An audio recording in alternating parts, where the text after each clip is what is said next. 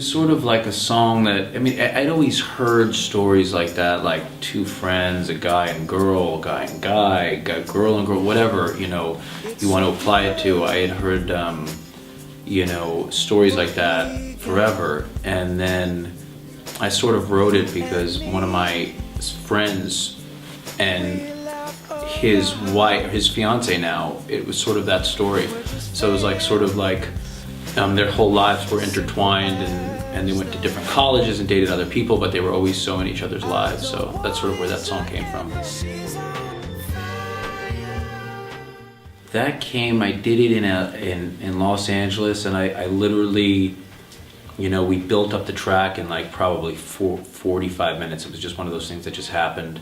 And it's sort of like, you know, lyrically it doesn't really make sense, to be totally honest, if I can be like totally honest, but it's basically about, you know, your first sexual experience and the fire and the intensity of like, you know, that kind of thing. And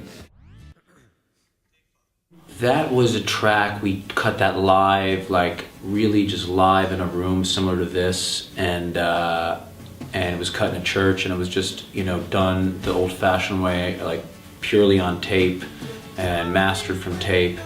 And you know, we tried to do this thing that Simon and Garfunkel did, which is where like it's this audio technique where you re-record the vocal from a speaker into a mic, so it gives this weird kind of thing. I mean, they have plugins now in Pro Tools and everything like that. I can do it in 2 seconds, but it took about a day for me to just to understand what we were doing. And for me, I mean, that track is the best track on the album, and I think that, you know, that's something that I'm very proud of, that track. And you know, it's tricky because, you know, music now is very loud, and you have 30 tracks of guitars. It's tricky to not overproduce and overwhelm things because you want everything in it. It's like, you know, ice cream, pizza, cheeseburgers, meatballs, and spaghetti. You should choose just one, but like, you know, that's the method of thinking, I think. It's like that kind of thing. You want to encompass everything. I actually started, I went to University of Wisconsin-Madison, and then I moved to New York, and I had been playing up in Madison a lot, and Michigan and different college towns and things like that. And I was sort of doing like an Elton John meets Dylan thing, meaning it was like doing all piano stuff.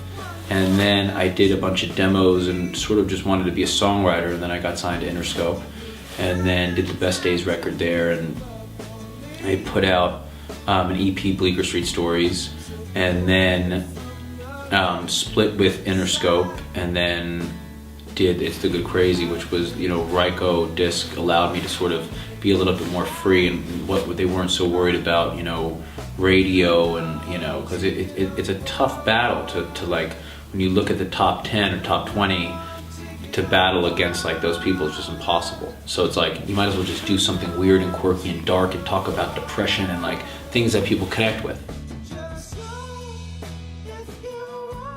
I've been obsessing about my third record because I think it's just, I've been sort of saving songs and things and themes, and, you know, it's going to be like as authentic as it can possibly get. And I'm really like excited about that.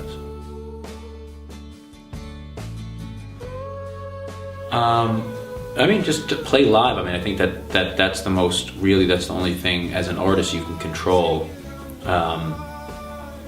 You know, like certain things like recording and mastering, you know, I mean, I obsess about, well, it sounds different on this speaker, and now it sounds different on this speaker. Why does it sound different on this speaker?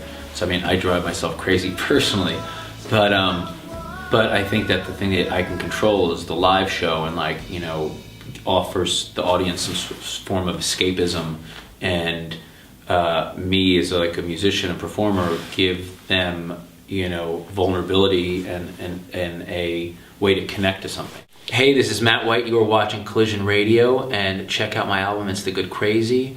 And if you can't afford it, download it illegally, and I encourage that, and enjoy it and play it loud.